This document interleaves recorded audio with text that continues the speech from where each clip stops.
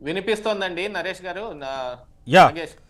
ఏంటి సార్ అంటే ఈ అంతర్గత పోరు కావచ్చు, సీట్ల సర్దుబాటు అంశం కావచ్చు, పెద్ద ఎత్తున అంటే ఆ పార్టీకి సంబంధించి అంతర్గత వ్యవహారం అయినప్పటికీ ముందు నుంచి కష్టపడ్డ వాళ్ళకి సీట్లు ఇవ్వకుండా, గతంలో గెలిచి ఉన్నప్పటికీ సిట్టింగ్లో ఉన్నప్పటికీ కూడా టికెట్లు ఇవ్వకుండా కొత్తగా తీసుకొచ్చి కొత్త ముఖాలకు టికెట్లు ఇవ్వడం పట్ల వారందరూ కూడా కొంత ఆ, అంటే బయటికి వచ్చేందుకే ఎక్కువగా ఆసక్తి చూపిస్తున్నట్లుగా తెలుస్తూ ఉంది. ఏంటి మొత్తంగా ఎట్లా చూడాలి పరిణామాల్ని? ఉమ్. యాక్చువల్గా ఈ పరిణామాలు అంటే ఎన్నికల సీజన్ రాగానే ఎప్పుడూ జరిగేదేనండి. ఎప్పుడూ జరిగేదే. కాకపోతే జగన్మోహన్ రెడ్డి గారికి ఇది కొత్త. కానీ ఈ రాష్ట్ర ప్రజలకి ఇంకా కొత్త అన్నమాట. లాస్ట్ 2019 ఎన్నికలప్పుడు కూడా ఇలాగనే అంతకు ముందు 14లో ఇచ్చిన వాళ్ళని మార్చటం కానీ అది కానీ ఇది కానీ జరిగింది. కాకపోతే ఇప్పుడు అధికారంలో ఉండటం మూలాన ఈ అధికారంలో ఈ సిట్టింగ్ ఎమ్మెల్యేలు వీళ్ళందరినీ మారిస్తే ఏం జరుగుతుంది అనే దాని మీద కొంత చర్చ నడుస్తుంది. కాకపోతే కొత్త మొహాలను తీసుకొచ్చి అక్కడ పెట్టడం మూలాన అక్కడ ఏం జరుగుతుంది, ఎలా జరుగుతుంది అనే విషయంలో మాత్రం వాళ్ళ కార్యకర్తల్లో కానీ ప్రజల్లో కానీ ఆ కాన్స్టిట్యున్సీ ప్రజల్లో కూడా వాళ్ళు ఇప్పుడు ఎవరు వస్తారు, ఏం చేస్తారనే ఒక సందిగ్ధం వాళ్ళల్లో ప్రజల్లో కూడా ఉంటుంది కదండి. దానికోసమే క్యూరియాసిటీగా అందరూ ఎదురు చూస్తూ ఉంటారు. ఇక్కడ ఇవన్నీ ఎవరిని మారుస్తారు, ఏం చేస్తారు అని. కాకపోతే ఈ మార్చిన అభ్యర్థికి మాత్రం ఒక పెద్ద డైలమా అన్నమాట. ఇప్పుడు ఏం చెయ్యాలి, మన రాజకీయ భవిష్యత్తు ఏమిటి, ఇక్కడ పవర్ మన చేతిలోంచి పోయి మరొకళ్ళ చేతుల్లోకి వచ్చిందంటే ఏమవ్వాలి, మనం వేరే పార్టీలు ఏమన్నా ఎత్తుక్కోవాలా, లేదు ఇదే పార్టీలో ఉంటే మనకి ఏదైనా కీలక స్థానం ఏదైనా ఇస్తారా? ఎవరైనా రాజకీయాల్లోకి ఎందుకు వస్తారండి? ప్రజాసేవ చేసి ప్రజల్లో మన్నన పొంది ఈ కాన్స్టిట్యున్సీని వాళ్ళ పవర్ బేస్ గా చేసుకుందామని వస్తారు. ఆ పవర్ బేసే లేకుండా ఊడగొట్టేస్తే ఏమైపోతుంది అనేది కూడా చూసుకోవాలి. కాకపోతే చాలా మంది పవర్ ఎటు ఉంటే అటు పరిగెత్తే రోజులు ఇవన్నీ. గతంలో కూడా చూసాం మనం. టీడీపీలో గెలిచి నలుగురు అట్టా చక్కా వెళ్ళిపోయారు. వాళ్ళకి అక్కడ ఏం జరిగింది, వాళ్ళకి టికెట్లు ఏ రకంగా ఎగ్గొట్టారనే విషయం కూడా చూసినప్పటికీ సొంత అభ్యర్థుల్లో కూడా ఏం జరుగుతుందనేదే ఒక పెద్ద సందిగ్ధం నెలకొంది. కాకపోతే ఈ మార్చిన 38 సీట్లు ఇప్పటి వరకు వైసీపీ రిలీజ్ చేసిన 38 ఆ లిస్టు వరుసగా చూసుకుంటే దాంట్లో ప్రధానంగా కనిపిస్తోంది, జగన్మోహన్ రెడ్డి చెప్పనివ్వండి, వైఎస్ఆర్ కాంగ్రెస్ పార్టీ చెప్పనివ్వండి, మేము బీసీలకు పెద్దపీట వేయటానికి అని చెబుతున్నారు. కానీ అదంతా పెద్ద శుద్ధాబద్ధం లాగా కనిపిస్తోంది. అక్కడ వాళ్ళు ఖచ్చితంగా గెలవలేరు అనుకునే వాళ్ళని కానీ, లేదా వీళ్ళు ఈసారి తోగలేరు అంటే ఎక్కువ డబ్బు ఖర్చు పెట్టలేరు అలాంటి వాళ్ళకి మాత్రమే అక్కడ టికెట్లు ఎగ్గొట్టారు. ఆల్మోస్ట్ వాళ్ళు అంటే ఇక్కడ రెండు ఉన్నాయండి. అంటే కొంతమందికి వారు నిరాకరిస్తున్నారు, మీరు అన్నట్లుగా డబ్బులు ఆ విషయంలో పెట్టలేరు అనేది.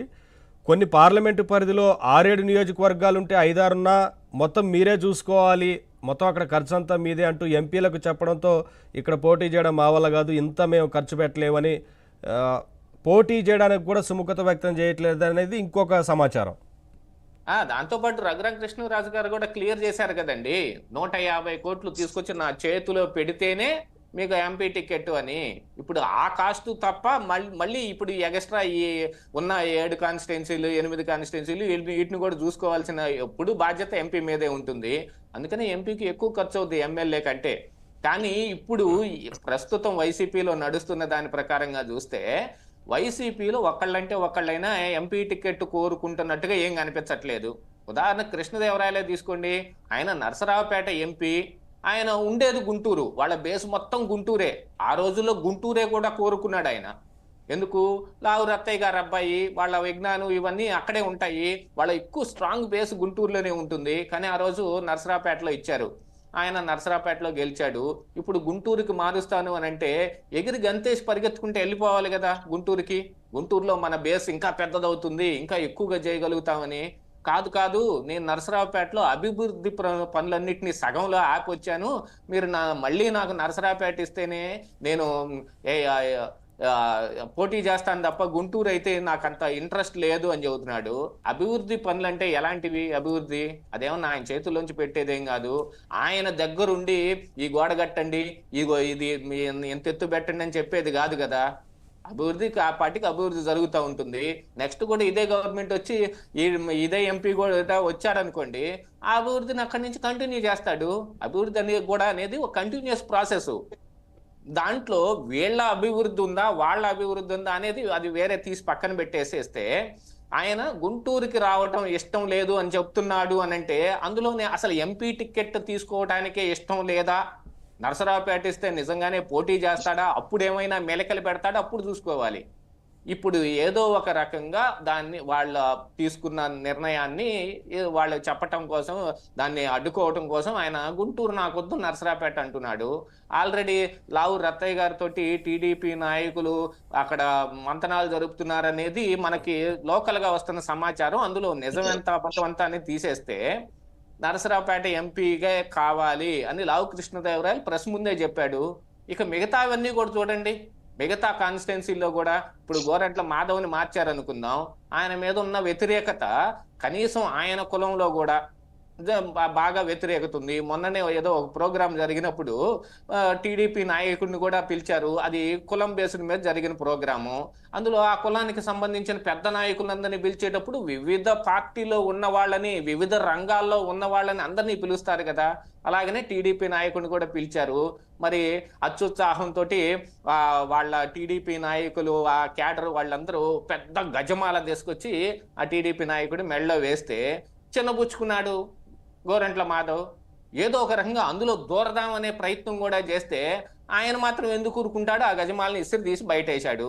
మొత్తం ఇక తిట్టుకొని గందరగోళం అయిపోతే, మన కులంలో ఉన్న ఇంత పెద్ద నాయకుడే ఇంత నీచమైన సంస్కృతి, ఇంత నీచమైన ఒక దీంతో వ్యవహరిస్తున్నాడు ఏమిటిదని వాళ్ళలోనే వ్యతిరేకత వచ్చింది. ఆ విషయం తెలుసుకున్నారు. దాంతో పాటుగా ఢిల్లీలో ఈయన చేసిన రచ్చ అంత మామూలుగా లేదు. ఎంత బుకాయించి ఫకీరప్ప గారు ఎస్పీగా ఆయన్ని కాపాడే ప్రయత్నం చేసినా, అదంతా ఫేక్ వీడియో, ఏ విధంగా ఫేక్ వీడియో అని చెప్పే ప్రయత్నం చేసినా జరగాల్సిన నష్టం జరిగిపోయింది. ప్రజలు నమ్మాల్సింది నమ్మారు, అందులో ఉన్నది ఆయనే అని అందరూ నిర్ధారించుకున్నట్టుగా ఇప్పుడు ప్రజలందరూ ఉన్నారు. ఇలాంటి పరిస్థితులు ఆయనకి ఇచ్చినా కూడా అది చేసేది ఏం లేదు. సరే, ప్రజల్లో ఒక క్లారిటీ వచ్చింది ఆ విషయాలన్నిటికీ సంబంధించి. తర్వాత వీరి అంతర్గత పోరు గురించి కూడా ప్రజలు గమనిస్తూ ఉన్నారు. సరే, ఎంత కన్ఫ్యూజ్ చేసినా ఏం చేసినా సరే ప్రజలు డిసైడ్ అయ్యారు ఓటుకు సంబంధించి ఎట్లా ముందుకు వెళ్ళాలి.